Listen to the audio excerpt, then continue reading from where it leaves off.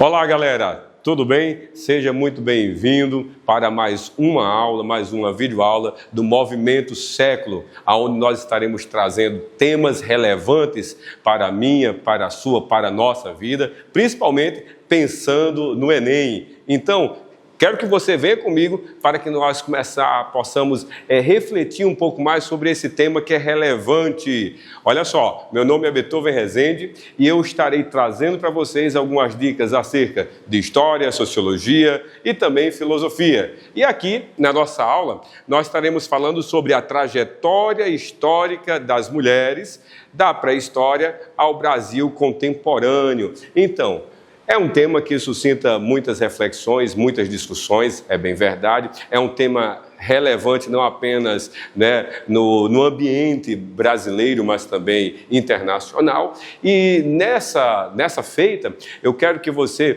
possa estar assinalando, marcando, volta um pouco o vídeo, faz as suas observações, porque mesmo sendo um tema tão importante como nós tivemos um critério muito interessante para escolher algumas mulheres que pudessem apresentar para vocês uma grande relevância que tiveram no decorrer de vários recortes históricos que nós estaremos tratando nestes breves minutos. E aí é bem verdade que muitas figuras importantes da história, figuras femininas, nós não iremos abarcar aqui. Peço humildemente perdão, contudo, vem comigo.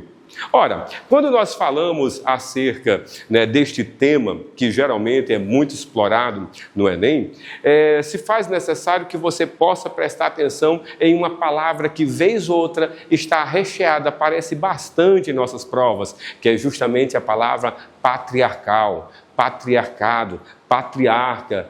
O que ser isso? O que significa esse sistema patriarcal em que você está inserido, em que nós escutamos tanto? Ora, o patriarcado nada mais é que a prova tácita para mostrar que muitas mulheres no decorrer dos séculos, elas foram simplesmente deixadas à margem da história. E eu trago para você um pequeno recorte que, lembrando que muitas vezes, quando estudamos a história, como é esse caso, percebemos que a maior parte dos nomes lembrados são masculinos. Mas isso não significa que as mulheres não tenham participado ou influenciado profundamente os acontecimentos históricos. Significa apenas que, durante muito tempo, suas histórias foram invisibilizadas. Ora, poderia até lembrar de alguns textos de livros sagrados que geralmente enfocam de uma forma bem proeminente a figura do homem, do patriarca. Quando nós olhamos, por exemplo, algumas figuras femininas na Bíblia, lembramos dos patriarcas, no instante você pode simplesmente citá-las. Contudo, muitas vezes esquecemos de Débora, esquecemos de tantas outras mulheres que fizeram parte importante para a sua época. E aí vem a primeira definição que eu extraí de um dos meus livros e eu trago para você neste momento, que diz o seguinte, sobre o que é o patriarcado, o patriarcalismo. Entende-se como sistema patriarcal uma sociedade na qual a autoridade inquestionável procede da figura masculina, do pai, do chefe da família, do patriarca. Um homem ou um grupo de homens que era temido porque possuía o direito de controlar a vida e os bens de sua mulher e os filhos. Aquele que imprimia no coração e na mente de seus comandados todas as virtudes e qualidades possíveis a um ser humano, o que era certo ou errado, sacro ou profano, o que poderia ou não ser feito. Então você já entende isso. Você já está acostumado em estudar este tema, não apenas em história, mas também, certamente, em sociologia. E aí eu trago para você a primeira figura, e aí não é uma única pessoa, mas eu procurei, contemplar todo o gênero feminino, que é justamente aqui, conhecida como a Vênus de Willendorf. a mulher na pré-história. Sabemos que a figura feminina era muito importante na pré-história, inclusive algumas mudanças profundas que ocorreram na pré-história, fazendo com que o homem, né, que era até então, digamos, nômade, ela passasse a ser sedentária. E aí você lembra muito bem, né? A primeira delas, a domesticação de animais. Ok, mas uma bem maior do que esta primeira que eu estou falando, que foi a Revolução Agrícola. Olha, nesse primeiro momento da história, onde a saga da humanidade estava dando os primeiros passos, você percebe que a figura da mulher, ela não estava como um segundo sexo, ela não estava, digamos, aquém da figura do homem, mas sim, em alguns momentos, como este é um exemplo, ela era louvada, ela era vista como aquela portadora de fazer com que a espécie humana pudesse, né, ser perpetuada, porque ela iria gerar a vida como ela assim o faz até hoje. Então, olha só, na sociedade, ou nas sociedades paleolíticas, o feminino estava ligado, associado à fertilidade, à vida e à continuidade do grupo. A mulher não era apenas vista como indivíduo, mas como símbolo da sobrevivência coletiva. Certamente, né, a Vênus de Willendorf, você já deve ter tido acesso, não apenas em história, mas em história da arte. E aí você percebe que a tentativa de mostrar essa fertilidade tão exuberante com as proporções avantajadas daquela que iria nutrir a nova vida que fazia parte agora daquela comunidade em que já davam os primeiros passos numa tentativa de consolidar, e assim o fez, consolidou as primeiras cidades. Então essa foi a primeira, não é, digamos, uma única mulher, mas representando todo este avanço que foi nutrido no imaginário coletivo, mas que a mulher, ela estava em um patamar muito importante, né? Agora, no momento em que o homem, o gênero masculino, ele descobre também o seu papel na cadeia da reprodução, aí ele começa, de certo, naquele momento, né, trazer um pouco deste domínio para ele, que entra justamente na definição que você viu quase ainda agora conosco, acerca do patriarcado, patriarcalismo. Então, ora, agora sim, uma figura, mas outra figura, né, nesse caso, que é importantíssimo, porque ela era uma mulher inteligentíssima, hábil, eu estou falando justamente uma mulher da antiguidade e o seu poder feminino, Cleópatra. É bem verdade, queridos alunos, né, que houveram várias outras figuras importantes, desde médicas, né, até mesmo atingindo o papel máximo na sociedade egípcia, chegando a ser faraó. Mas eu trouxe para você Cleópatra porque ela tinha algumas características, né, marcantes na época, aonde o Egito era servo do Império Romano, mas mesmo assim, mesmo naquele ambiente, sendo ela com a origem macedônica, né, ptolomaica, ela sabe gerir, né, muito habilmente os conflitos que tinham, conflitos internos em sua dinastia, mas também, né, pôde trazer para si o olhar de um dos homens mais importantes da época, o grande general, né, Júlio César, né, que você certamente lembra muito bem. Então, ela vai fazer com que Roma, inclusive algumas situações, faz com que Roma possa meio que seguir algumas dicas, se é assim que eu posso falar, que ela veio tecer justamente para, primeiramente, com Júlio César e após a morte de Júlio César, né, com Marco Aurélio. Então, olha só, um contexto político dominado por homens, de fato, isso, ontem e hoje, você sabe muito bem que essa presença masculina nas esferas e estruturas de poder existem, mas graças a Deus nós estamos percebendo que isso está mudando, e muito bom por isso que está mudando. E olha só, em um contexto dominado por homens, ela governou estrategicamente, negociou com Roma e exerceu influência diplomática. Isso mostra que mesmo em uma sociedade né, ou sociedades patriarcais, ou uma sociedade patriarcal, existiram mulheres que ocuparam posições de poder e desafiaram as estruturas vigentes.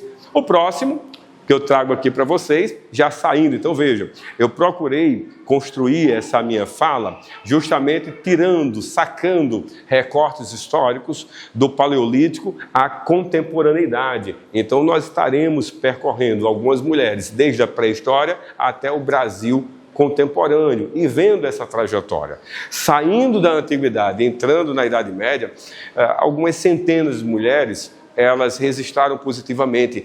É importante, querido aluno, que você recorde que a Idade Média ela foi marcada por uma influência muito forte, uma influência religiosa muito forte, né? Lembre-se, inclusive, né, quando você estuda a filosofia medieval, você percebe a influência, seja na Alta Idade Média, com Agostinho de Hipona, né, o líder, o bispo de Hipona na patrística, ou você lembra na Baixa Idade Média? Na Baixa Idade Média você vê a escolástica. Nisto você percebe que aquela sociedade estava sendo nutrida por estes ensinamentos ligados a uma regra, uma norma, uma dogmática religiosa. E isso faz com que a sociedade comece a andar nesta perspectiva.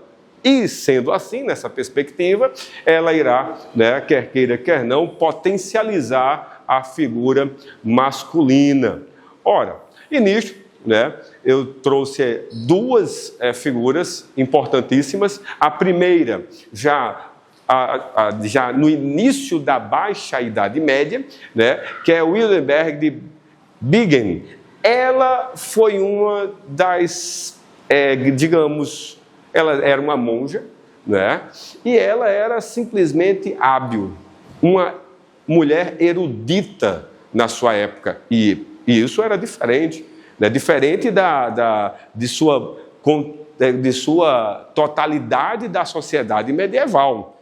Ser um indivíduo que dominasse a arte de escrever, de ler, não era para qualquer um. Imagine nessa sociedade você encontrar uma mulher como ela, e eu trouxe para vocês apenas algumas sinalizações do que ela fez e falou no momento em que a história, principalmente a Baixa Idade Média, estava sendo nutrida por quer queira, quer não, alguns parágrafos entenebrecidos que a Igreja Católica Apostólica Romana na época assim fez, como, por exemplo, ela veio inclusive a criticar essa liderança pela venda de indulgências, motivos estes que vocês sabem, que foi se avolumando, né, já no século XIV, XV, chega no século XVI, onde há uma ruptura da Igreja Católica Apostólica Romana com um movimento reformista, que começa com vozes como ela, conversa como vozes como de John Wycliffe,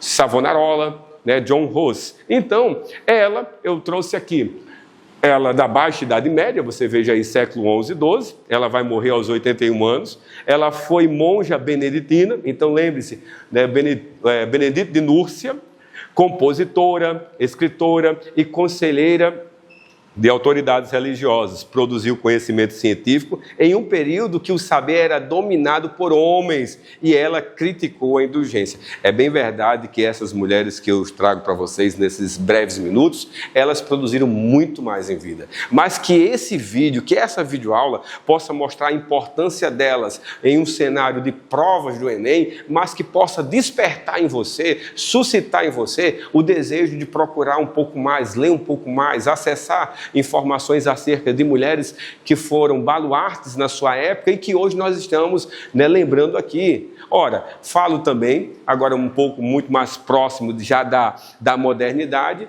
né, de Joana d'Arc, a Virgem de Orleans, aquela que ela trouxe em um cenário de guerra de 100 anos esperança para, né, uma turba, um número imenso de homens que estavam entristecidos, sem motivação alguma, naquela luta quase que, digamos, impossível de terminar, que era entre ingleses e franceses. E ela vai trazer para estes soldados a necessidade, né, de lutar pela sua terra, pelo seu povo, pela sua cultura, pela sua voz, pela sua tradição. Diferente, né, de Hildegarda, ela não era culta, mas ela tinha um coração em chamas para lutar e fazer com que muitos que os homens não fizeram, ela fez. Interessante que, e aí eu trago justamente esse questionamento, Joana d'Arc, santa ou bruxa?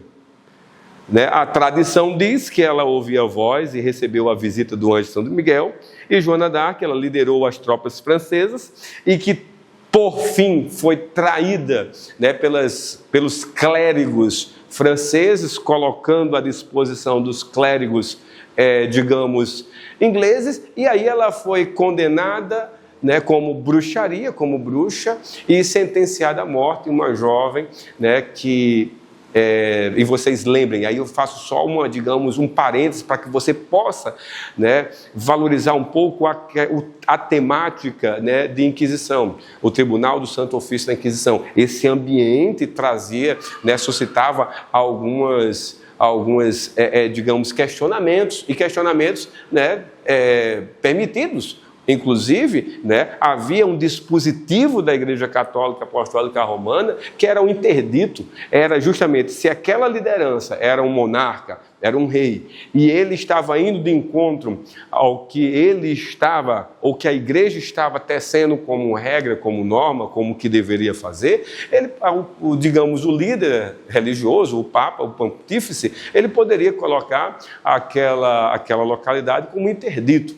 Mas, infelizmente, Joana d'Arc, em 1431, ela foi morta.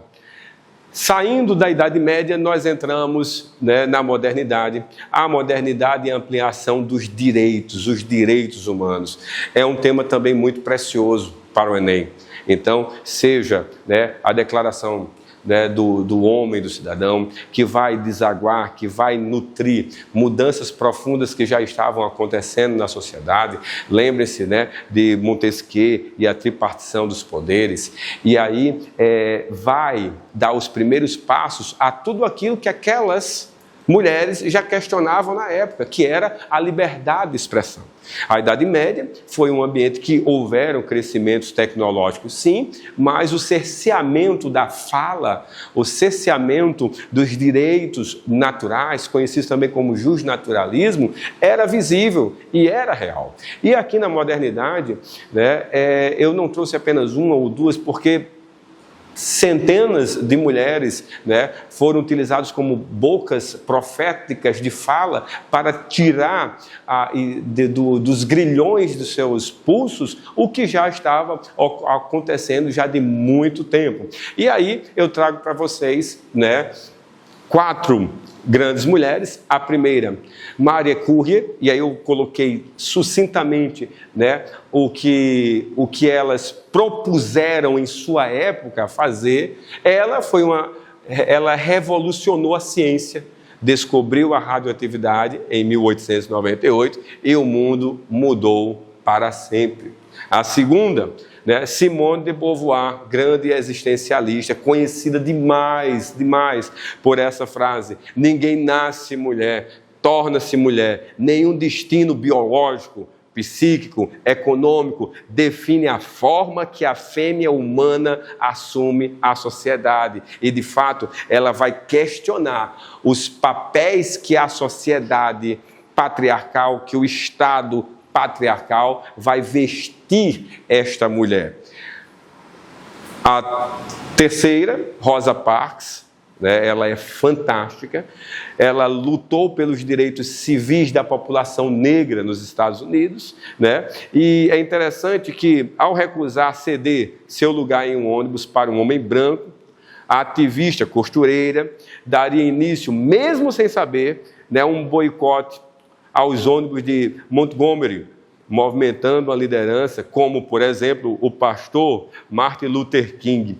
Ela vai lutar bravamente e trazer uma voz feminina em um ambiente, né, masculino, e principalmente agora colocando uma voz feminina naquele ambiente. Poderia até lembrar, né, e trazer para vocês quando vocês estiverem nessa saga, porque esse é o ano, e por isso que o século ele está com este movimento século, século em movimento, é para você prestar atenção justamente em alguns temas importantes, como por exemplo, né, o mito da democracia racial, Casa Grande e Senzala, como a sociedade brasileira ela vai sendo nutrida, né? Angela Davis articulou o feminismo e o antirracismo no século XX, e por fim, Malala, a pessoa mais jovem a ganhar o Prêmio Nobel da Paz, defendendo a educação feminina aqui no nosso século XXI. E agora eu vou trazer um foco, e eu quero que você acompanhe comigo, o foco será Brasil. O Brasil do século XVIII, o Brasil do século XIX, o Brasil do século XX, século XXI, para que nós já estamos afunilando para o final desta nossa fala. E aqui eu trouxe Nízia Floresta. Ela defendia já, né, no século XIX, o direito das mulheres à educação, da mesma forma que Malala também. Direitos das mulheres, injustiça dos homens. Essa foi uma de suas obras que mais repercutiu em sua época. No início do século XX, a bióloga Berta Lutz, a segunda mulher que eu trago para você, cientista brasileira, liderou o movimento sufragista brasileiro. Mulheres começaram a se organizar, escrever manifestos e pressionar o Estado, né? Lutou para o voto feminino no Brasil. A mulher não quer privilégios, ela quer igualdade de direitos. Inclusive, ela está justamente envolta em um ambiente, né, de mudanças no Brasil, justamente saindo de uma república, digamos, velha, uma primeira república, e entrando agora no que o próprio Getúlio Vargas ele chega a falar como uma república nova.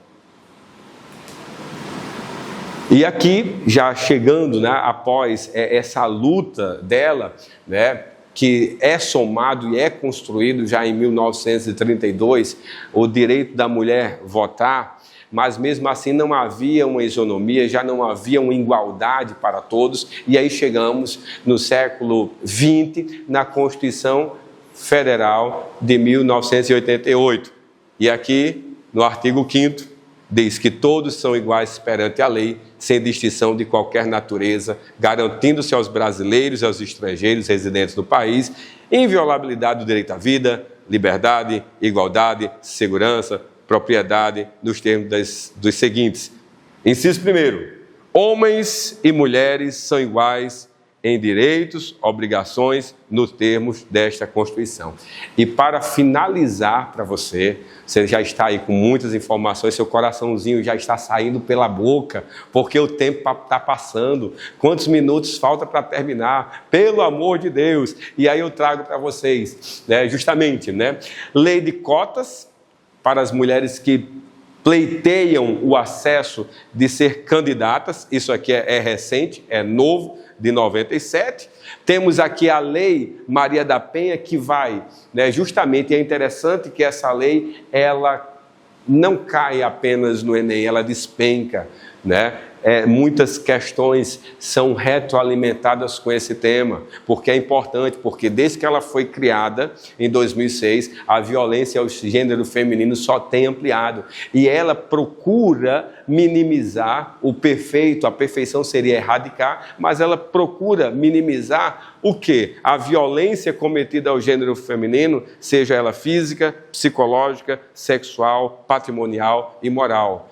Maria da Penha, ela sofria abusos do seu companheiro, e ela, né, termina sendo vítima dessa violência, como muitos de vocês já sabem, mas a lei, ela está aí. E quando essa agressão, ela escalona, ela amplia para a morte ao gênero feminino, nós temos aqui o feminicídio, que está presente na lei do feminicídio, lei número 13.104 de 2015. E aí eu pontuei para vocês, olha só, seria interessante que você desse pausa neste vídeo, desse um print e copiassem isso aqui, tá certo? Então temos aqui já justamente a lei do feminicídio.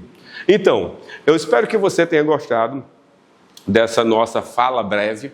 Eu procurei condensar pontos relevantes da pré-história até a contemporaneidade, e aí nós tocamos em um leque, né, de possibilidades que geralmente caem e poderão cair este ano. E me despeço com vocês lendo a seguinte: ao longo da história, as mulheres sempre contribuíram para a construção da sociedade. Mesmo diante do patriarcado e da invisibilização, com o tempo, conquistaram direitos políticos, civis e sociais, como o voto, a igualdade constitucional e leis de proteção contra a violência. A trajetória feminina é, portanto, uma história de resistência, luta por igualdade e fortalecimento da democracia. Muito obrigado. Meu nome é professor Beethoven Rezende.